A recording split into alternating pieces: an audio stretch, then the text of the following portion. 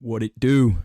Bedtime crew. Hey man, listen, today I am here to talk about some tragic UFC downfalls. We're going to be ranking the saddest downfalls of the UFC, mostly covering big names that are still in the sport right now. Some all-time classic ones that I have personally witnessed.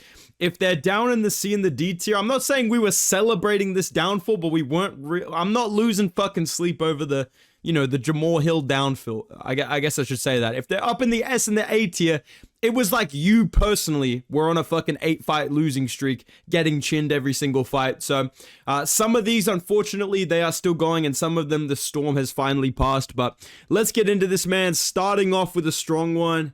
Exactly. I'm going to put Cody Garbrandt in the B tier, okay? Because I'm a big Cody Garbrandt fan. This one really fucking hurt me, but it almost like after enough time, you just kind of accept it, dude. You're not even really surprised. You're not even really that sad anymore. You're just kind of like, this is reality, dude. So watching Cody Garbrandt go from beating Dominic Cruz and, he's beefing with TJ Dillashaw, and I was rooting for him against TJ Dillashaw. Then he loses. Then he comes back against Pedro Munoz after the 2 fights with TJ and decides to just get chinned. There was a point where I regained hope when he beat fucking Rafael Sunsao. But after some of the losses that he's had, I've just been like, you know what, dude? It doesn't even hurt that bad anymore. So listen, at the time when it initially started, this was an A tier. This was an S tier. This is one of my favorite fighters all time, was prime Cody Garbrandt for those 25 minutes. But right now, where do I stand on it? I'm going to put this in the B tier. Like overall, it was pretty bad, but it's not the worst I've ever seen, and I've also just come to accept that this was probably gonna happen the entire time. So Cody Garbrandt, my brother, we're gonna be putting you in the B tier. This next one really fucking hurt. This next one was fucking worse, and I know all of you agree with me on this one. Dominic Reyes downfall, bro. This shit had me feeling like I got robbed against Jones, dude. When he got chinned by Ryan Spann, I was like, it's over. It's never been more over than when he got chinned by Ryan Spann. So the fact that he went through this fucking biblical downfall, where now if anybody has a close fight with the champion and loses, this is the man you think of. You go, oh my God, is he going to be Dominic Reyes 2.0? That is the legacy of this great biblical fucking historical downfall that Dominic Reyes undertook, that we undertook against John Jones and Jan Blachowicz and Yuri and fucking Ryan Flukerman Spann. But he bounced back, so we're not going to put it in the S tier, because if he lost to Jacoby or Anthony Smith, I think that would put this to the S tier, like the complete destruction of a promising career. But the fact that he bounced back, it almost makes the comeback better. How bad the losing streak was. Like, I can kind of look back on the losing streak fondly now that he's on a fucking 3-fight winning streak, and definitely about to chin Carlos Ulberg in fucking Perth. And Dana, I still haven't got my tickets for Perth. I'm sure they're just mixed up in the mail, but we all can't wait to see Dominic Reyes get to the fucking belt again.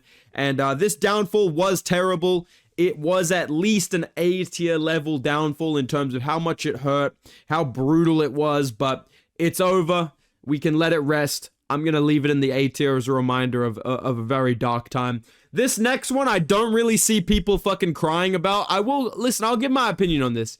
The Fighting Nerds downfall, I'm going to put in the D tier. I don't think anybody's losing sleep over the fucking Fighting Nerds losing, dude. I know a lot of people were very happy to see Gene Silva lose to Diego Lopez. Me, personally, I was very happy to see Caio Borralho lose. But I will say this, and I know that Maybe it's a bad time to say it because everyone's switching up now and acting like they never liked the Fighting Nerds. Like, you guys literally were all glazing the Fighting Nerds 2 fights ago. And now, you guys are like, dude, people seriously fucking, dude, the fighting frauds, bro. It's like, dude, you guys all were swearing up and down these guys are going to be champions as well. But I will say this. I'm not switching up on Gene Silva in terms of his skills. I do think he can still be a champion. I do think he was doing well against Diego Lopez. I think if he fights a little bit more composed and calm and seriously, he can beat Diego Lopez and a lot of the guys in the top 15. The only one I'm straight up switching up on is fucking Mauricio Rufy. I'm sorry, Mauricio Rufy, I'm switching up on you. You are not McGregor 2.0. You literally lost to fucking Benoit Saint-Denis. I'm sorry, I cannot defend that. Like, come on, man. Amavov and Lopez are top contenders that are fighting for the belt. It's not that bad to lose to them. That, to me, is not really a fraud check. Losing to Benoit Saint-Denis, are you fucking kidding me? That is a fraud check. Mauricio Rufy, I'm sorry, brother. I have to banish you to the D tier. I'm not mad whatsoever about this downfall, and I don't think many people are either. But the only thing I will say, like I said, I still think that Gene Silva is the best fighting nerd skill-wise. I'm not switching up on that because he lost one fight when he was doing very good and then got hit with a flying, spinning fucking elbow from, you know, the fucking Minecraft main character, Diego Lopez. So, listen, the fighting nerd's downfall, I think it was very well-deserved. That's another reason I'm going to put in the D tier. They did have this shit coming, bro. Because I'm not going to act like they weren't being fucking sore winners when they beat Bryce Mitchell, brother.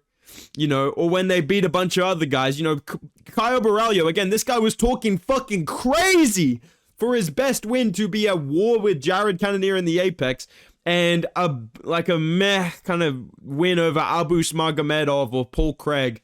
So I think they definitely had this one coming. They were talking absolutely fucking wild. And for that reason, I'm going to be very, very honest. This is a D tier downfall. No one's crying over this. No one's losing sleep over this. This was very well deserved. And it was very funny to watch Caio Borralho especially lose. That was my favorite one. But let me know yours in the comments down below. Let's move on though to another downfall that I'm going to be real with you. Most people were pretty entertained by. Most people were pretty, satisfied with. I don't think many people are very sad about it, but I won't say it's as bad as a Fighting Nerds one, or if Ian Gary goes on a downfall. I'm going to be cheering, right? This one, it was funny, but I have no ill will towards the guy. Henry, listen, guys, listen, dude, bedtime's going to put me in the seat here, man. Seriously, that's twice now, dude. Listen, bedtime. We're getting rid of YouTubers, man. That means you, dude. I'm gonna put Henry Cejudo in the C tier, bro. The downfall was very funny when he lost to Marab. Comedy fucking gold. Doing the splits against fucking Aljamain. That was very funny. The Song Yadong one, I didn't enjoy it as much. I think there was a lot more comedic value to get out of, Mario Batista beating Henry Cejudo. Maybe that would be a little bit funnier, and maybe we could put this one down in the D tier and kind of laugh at Henry Cejudo. But I'm going to be honest, dude. Losing to Marab and Aljo is not that bad. And then the Song Yadong fight. Song Yadong's supposed to be this fucking marauder, this absolute killer, bro. Literally running at Cejudo with his fingers extended to eye poke him. And it felt like the referee almost didn't want Cejudo to get a chance to win by decision. You know what I mean? Because if it stopped in that third round, it would have been a judge's decision. Or, excuse me, he didn't want Cejudo to get a chance to win by DQ, which I feel like he was kind of justified if it was such a bad eye poke. But regardless, Dana White is fucking enjoying this one. This is a D tier one for Dana White. He is not losing sleep over this whatsoever. I think most fans were pretty happy to see the Cejudo downfall because he was talking so much shit, and he's always been a cringy kind of disliked character. Me personally, I did enjoy the Cejudo title run when he became double champion. I kind of hated TJ Dillashaw for beating Cody Garbrandt, so I was happy to see Cejudo beat him. And the Marab one, very funny. Like I said, the Aljo one, very funny. The Song Yadong one, I think that pushes this up to a C tier, where I feel kind of bad for Cejudo. And I do think maybe he could come back and beat the right person, like a Rob Font. I think he would beat him. Somebody like that. But right now, we'll put Cejudo's downfall in the C tier. It's nowhere near as tragic as, Cody Garbrandt, Dominic Reyes, or this next guy, Steve Erceg. Bro, literally, I was on this fucking losing streak with him, dude. Because every time Steve Erceg lost, people were tagging me, yo, bedtime, sorry to hear, bro. Yo, bedtime, unlucky on getting KO'd, bro. I literally experienced this one in a way that no other human walking the earth has really experienced. I'm going to be real. I feel like I'm genuinely allowed to say we were on a losing streak and we bounced back against Ode Osborne because people, make me and Steve Erceg synonymous. And listen, I understand that you've never seen us in the same room. That's all I can say. I can't confirm or deny the rumors. I can just say, have you ever seen us interact in the same room? Steve Erceg has actually viewed my IG story one time, and I feel like I blew my chances of getting an interview because this was at the peak of the Erceg meme, right before the tragic downfall. And I posted on my story, I just was randomly in my car and I posted an audio of zesty, I'm going to give this little dude back shots completely. And that, of course, is the first story that Steve Erceg views of this guy that everyone's mentioning. And since then, no correspondence, no interview talks whatsoever. I don't know if they're connected, but regardless, the Steve Erceg downfall, I felt it very personally. Not only what was it the fact that I picked him to beat Pantoja by decision, because I knew he could fucking do well. And I don't even think he got robbed against Pantoja. I know a lot of people said that at the time. I feel it was a very close fight. Not like the Reyes one, where Reyes genuinely did get robbed, and I will never change my opinion. I don't care how many times I rewatch it. I always feel like Reyes won. Erceg lost to Pantoja, right? It was a close fight. He could have won it. He made some bad mistakes in the 5th round, and Pantoja marauded through him. And the downfall that followed, like I said, it was compared to Dominic Reyes of getting flatline KO'd by fucking Kai Kara France, dude. And then who else did he lose to? Brandon Moreno. And I really was worried about the Ode Osborne fight, man. But he bounced back. He saved himself from an S-tier downfall. If he got fucking KO'd by Ode Osborne, which he almost did in the 1st round, this would be S-tier. Because not only is it me, mate, he's fucking Steve Erceg, mate. He's going to be popping the bloody jab, beating that Pantoja, just wants to go to the floor. It means something to me, dog. So I'm happy to see Erceg back. This downfall was very tough to watch. We are going to put that in the A tier, especially the KO loss. And when he lost to Pantoja, he was like, I just blew it. That one fucking hurt, dude. So yeah, Steve Erceg, A tier. Nobody enjoyed seeing that. This next one, though, I mean, you know, we talk about all-time downfalls. Dominic Reyes, Alexander Gustafsson, Steve Erceg, Cody Garbrandt. None of them compare to one of my 2 S-tier downfalls, Tony Ferguson. This was literally horrific to watch. And I don't know what the writing team at the UFC was thinking with this, but why did it have to be so fucking brutal? It's not like a streak of losses like a Piotr Jan robbery, split decision, DQ. You know what I mean? It is literally like, they get in the writer's room and listen, let's have this kid go on a fucking 8-fight downfall. Have him get finished by fucking everybody. This guy got finished by fucking Justin Gaethje. Bobby Green! Are you kidding me? Michael Chandler flatlines him out cold, backflips over his dead body. I literally thought Tony died. I literally thought Tony Ferguson died when he fought Michael Chandler. I'm not joking. I'm so glad that he has bounced back and that he's okay. Okay, dude? But I'm not joking, and I feel like I'm not the only one. When that front kick landed and Tony Ferguson was face down, I genuinely thought, holy fuck, Michael Chandler just caught a body. That crossed my mind, like, oh my god, did we just witness that? You know what I mean? And then to lose to Bobby Green, you know, listen, no shame in losing to Paddy Pimblett, you know? Hey, listen, nothing wrong with losing to Paddy Pimblett, but then to lose to Michael Chiesa, I mean, come on, you're cooked. To lose to fucking Nate Diaz in the year 2022, come on, dude, you're cooked. This was a fucking beyond biblical, this was like an Icarus level downfall. This is the type of downfall that you're going to be telling your kids or your grandkids about. You know what I mean? This is the type of downfall that goes through your head when you think about how bad could life really be. I could literally go on a fucking 8-fight losing streak and get KO'd like 5 times. That's the level of downfall that we witnessed here. It hurt. People would, and the sad part of it was the delusion of people. People still pick this guy to beat Paddy Pimblett. People still pick this guy to beat Bobby Green, man. And it was and I seem to remember people picking him to beat Nate Diaz. Like Tony Ferguson, it was like his fans experienced the downfalls again and again and again. Every time they thought it couldn't get worse, it got fucking worse. Like Michael Chiesa, come on, man. That is the bottom of the barrel in terms of a downfall. So I feel like there's really none that can compare in terms of the length, the sadness, the feelings, the brutality of the Tony Ferguson downfall. Without a doubt, this is an S-tier downfall.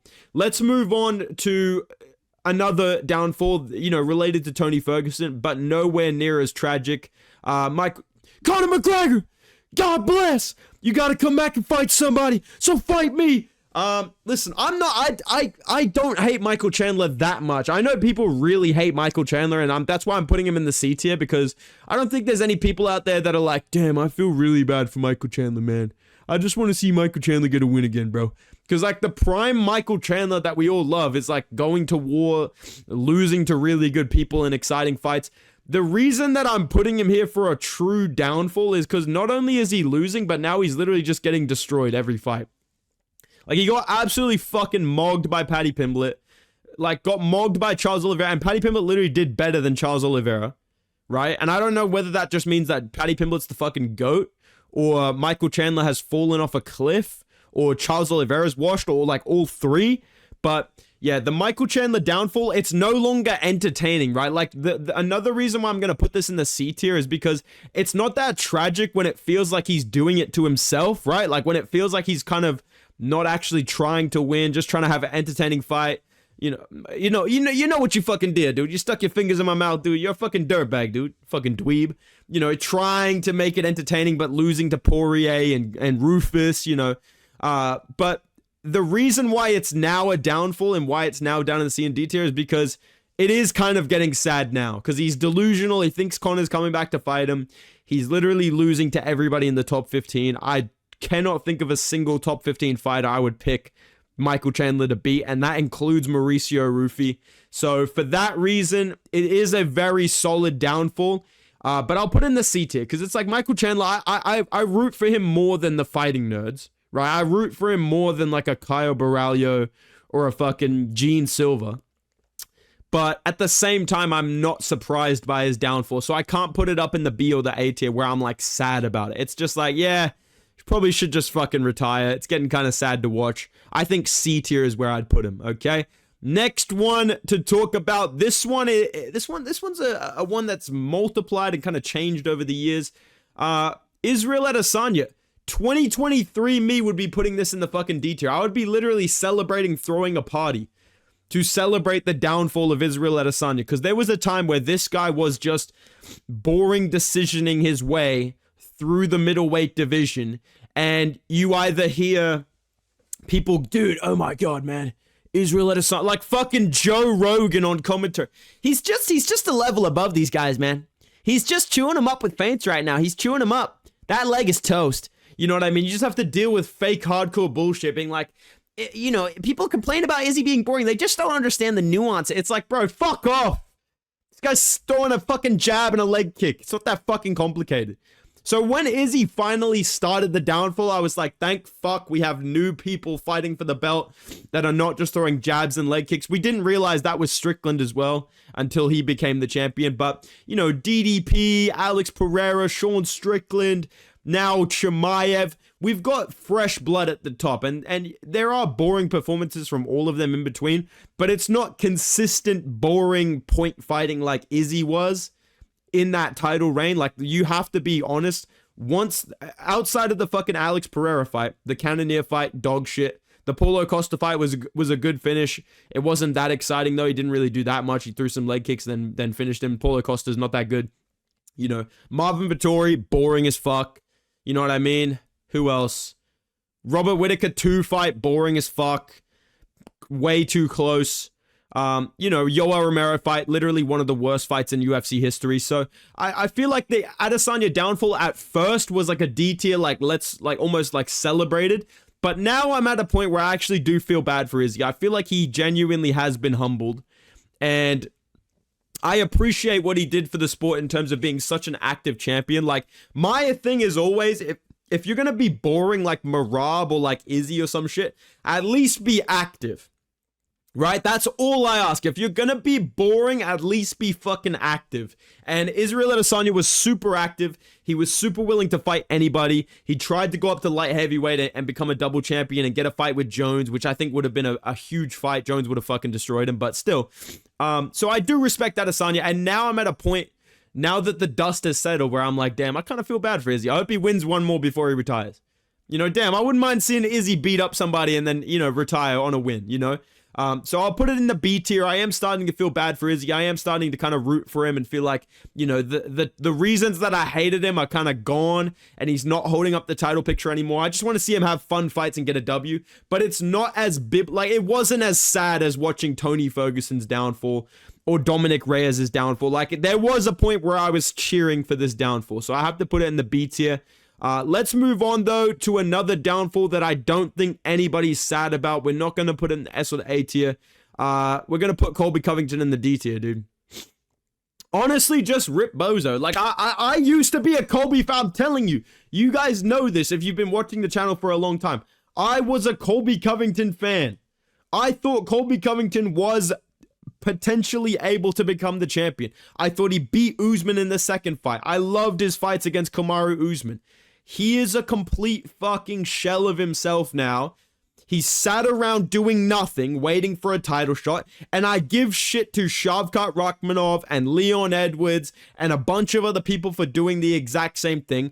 And Colby Covington, at least when they come back, it's fucking, like, I won't say Leon is exciting, but at least when Shavkat sits around for a year waiting for a title shot, when he comes back, it's most likely to be entertaining, right? Colby Covington wasted his entire fucking prime sitting around for a short notice title fight against Leon Edwards. And when he finally gets the Leon Edwards fight that I fully believed he could win, and he literally won the 5th round when he started trying, when he stopped using his fucking iCarly stance, just letting Leon leg kick him in one of the worst title fights I've ever fucking seen. He literally, as soon as he shoots takedowns and actually tries to wrestle, he takes down Leon Edwards and mogs him in round 5. He spends all this time on the fucking sidelines. He comes back after so long and wastes the title shot, takes away a title shot from Bilal Muhammad, who 110% deserved it before Colby got the title shot, and would have beat Leon Edwards at UFC like 296 or whatever it was in December 2023. And since then, now he's on a downfall where he's fighting once a year. He's trying to get short notice losses that look good on his resume so that the UFC doesn't drop him down the rankings too far or cut him. In the words of Colby Covington, he's a complete joke of the division. I don't feel bad at all. This is what you get for sitting around trying to farm a title shot and jumping my boy Bilal Muhammad in the queue. So Colby Covington, that's a D-tier downfall. I don't see many people being like, damn, dude, I hope Colby gets a win, bro. I just gotta be honest. I'm sick of this guy's shit. The shtick is dead. The run is over.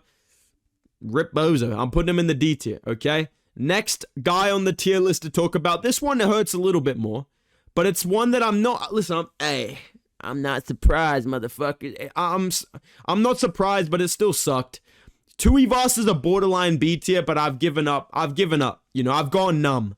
You know, I'm like the emo filter right now, dude. I don't feel any pain now, man. I've given up, man. I do not care anymore, dude. There was a time where the Tuivasa downfall really hurt me. But I knew it was going to happen every stage. Like, it's not like a Dominic Reyes or Steve Erceg or even a Adesanya or a Tony downfall, where there was points along the way where I'm like, you know what? Yeah, Tai Tuivasa does win this fight. I picked Marchandai Bora to beat him. I picked fucking Rosenstrike to beat him. I picked Volkov to beat him. I knew he was fucked. And the Pavlovich fight was a dumb idea. And now he's a blob. And he's talking about making a comeback. I'm not picking him. It doesn't matter who they put him against. Like I said in another video, it could literally be Dante or Mays, and I would be like, probably going to go with Mays by decision. You know? That's the point that Tuivasa's at. And it's so sad, but I feel like it's self-inflicted because the Pavlovich fight was the beginning of the end. He had a great fight against Cyril Gane, came straight back against a big power puncher for no fucking reason. No reason whatsoever, and ruined his career. So I feel like Tai Tuivasa, yes, it was sad. Yes, the t-shirt hangs in the closet. Like, you know when Spider-Man retired, bro? That's me with being a Tuivasa Glazer, bro. I have the shirt just up in my closet. I still train in it sometimes, just to remind myself, just to feel some pain. Like, yeah, fuck yeah, dude. Yeah, dude, I need to remind myself of what I've been through being a Tai Tuivasa fan. You know, I still have the shirt. But I'm not rocking that out in public, dude. I'm not rocking that somewhere where fans might see me. And that's because Tai Tuivasa let me down, bro. So I'm going to put him in the C tier. It was a B tier downfall at first, but it has become C tier. I've accepted it. I have no, hopes whatsoever. You know, it is what it is. I've just accepted it, okay? This next one, though, this was an S tier. This is probably the worst downfall I've ever witnessed personally, in terms of how it affected me. And I know I'm not the only one. You know, that don't sit well with me. You know, I didn't think I'd struggle with it. Bro, the Volk downfall. Holy fuck. Holy fuck, dude. This is like watching Steve Owen go on a fucking losing streak, bro. It's like watching my fucking dad get chinned by Ilya Topuria and Islam Makhachev. This one hurt my fucking soul, bro. This made me reconsider what I'm happy about in life, bro. So the fact that he fucking bounced back against Diego Lopez and the win is aging amazingly, it is so fucking good. But the downfall was so tragic, it belongs in the S tier. This was one of the saddest, worst, most painful downfalls I've ever seen. I cared way more about Volk than Tony Ferguson ever. Obviously, I'm a fucking Australian, but also just based on when I got into the sport, I watched Volk's entire UFC career. And watching my GOAT beat Jose Aldo when no one picked him, beat Max Holloway the first time when no one picked him, beat him again on Fight Island when they tried to rob him, and then masterclass Max Holloway in the third fight, become the featherweight GOAT definitively, clear Jose Baldo's resume and legacy, and then go on this fucking downfall. Dude, I was so scared, bro. Like, I picked him against Lopez, but I'm not gonna lie, there was fights where, there was a period where it was looking like we're gonna do Ilya Volk 2. That would have been the end, bro. That would have been above S tier. That would have I literally would have deleted my channel, bro. I literally would have dropped a Lucas Tracy, it's time for something new. That's what would have happened, dude. I would have been gone. I would not be here anymore. But Volkanovski, my glorious GOAT, top 5 Australians all time easily. He has bounced back from an S tier downfall. That's why he's the featherweight GOAT. That's why he's top 5 all time. And yeah, Volkanovski's the fucking man. That downfall was so tragic. I'm glad it's over. Let's talk about another downfall that has recently ended, and maybe a controversial opinion that I have.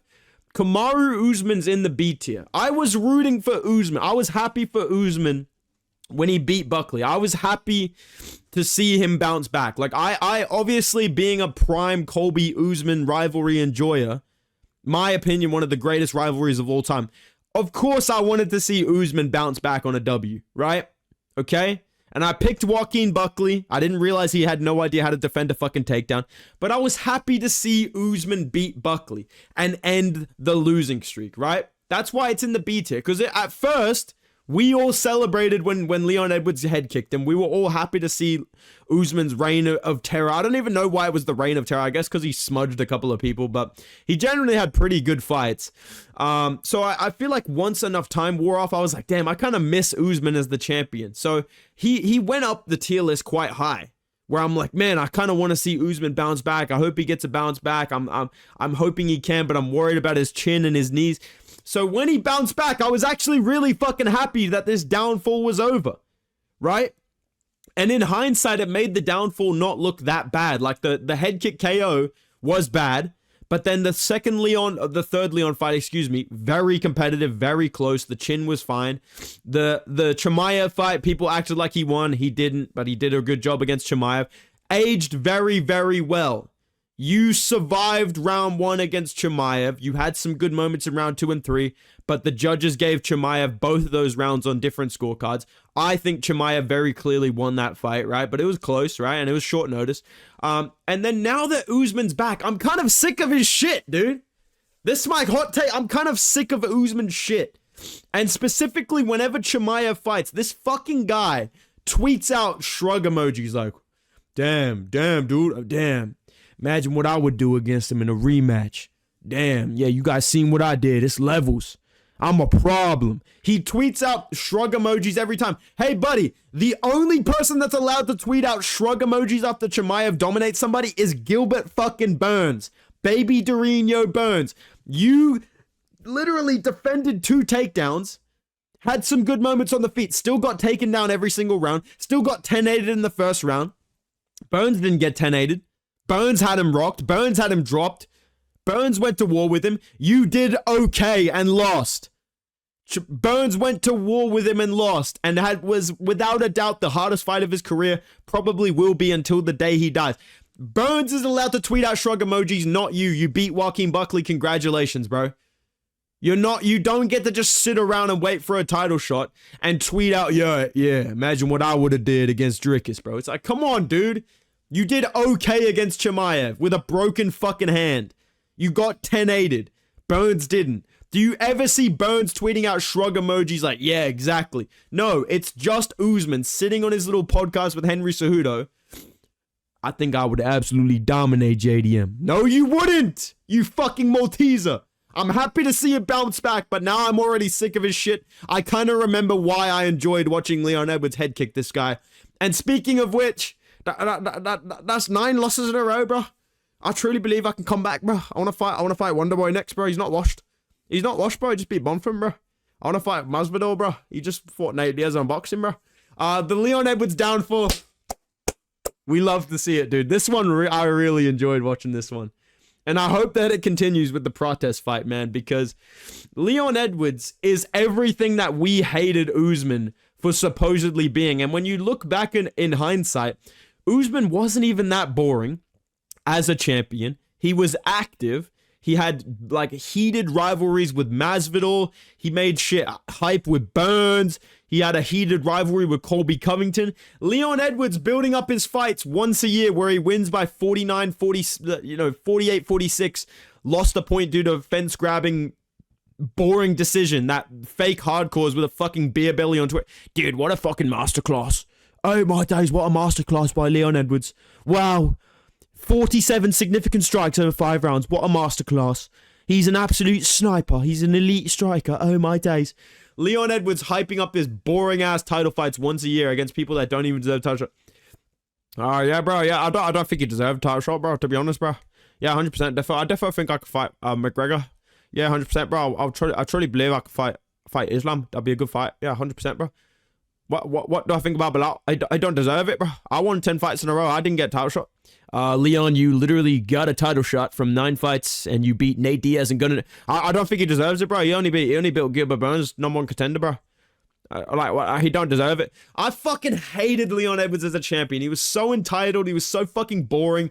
He was so inactive. He was so overrated. He was such an overglazed, chinny fucking decision merchant. And I'm so glad that he's finally having this fucking downfall.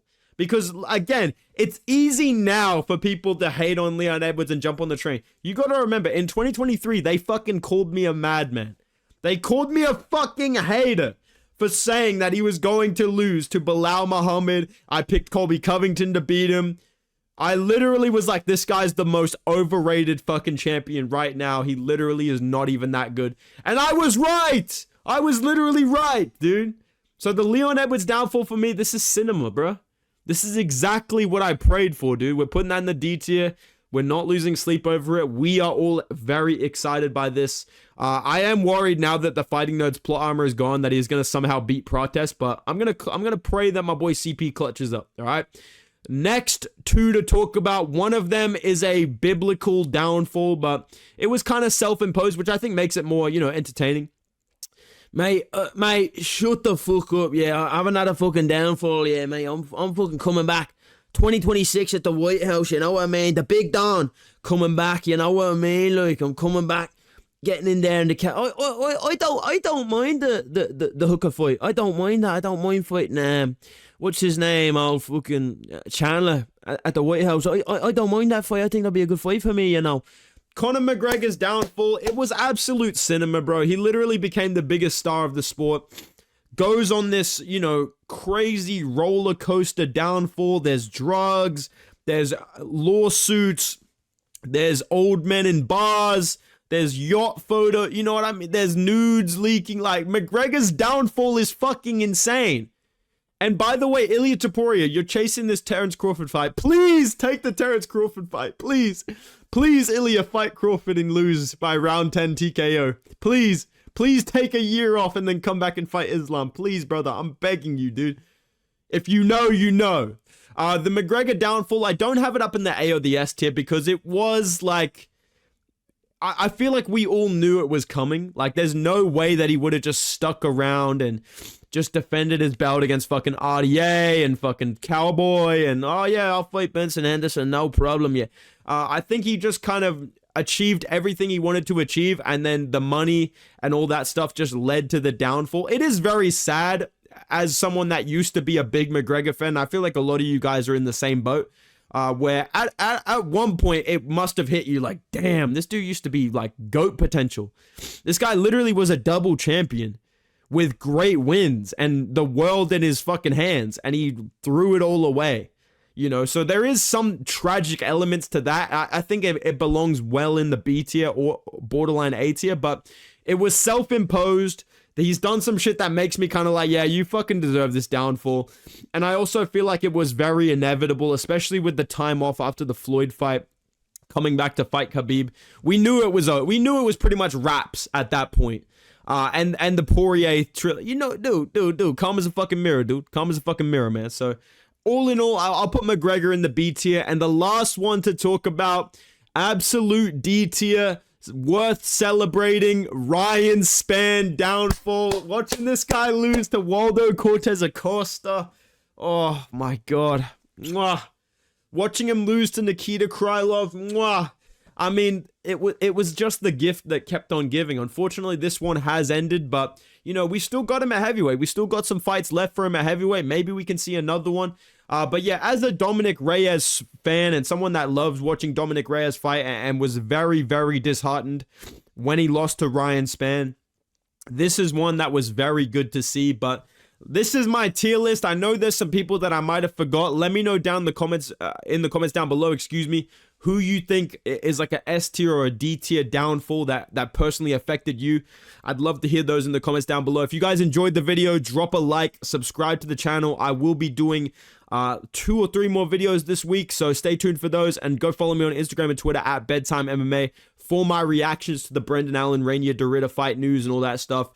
Stuff that I just can't really put in an individual video. I feel like I'm just milking views if I just upload a 10-minute video, like trying to pretend to get it to 20 minutes. You know what I mean? So for little news stories that I probably won't do a video about, the best place to get my take on it is my Instagram. So go follow me over there. But yeah, appreciate you guys. Have a good one. Goodbye.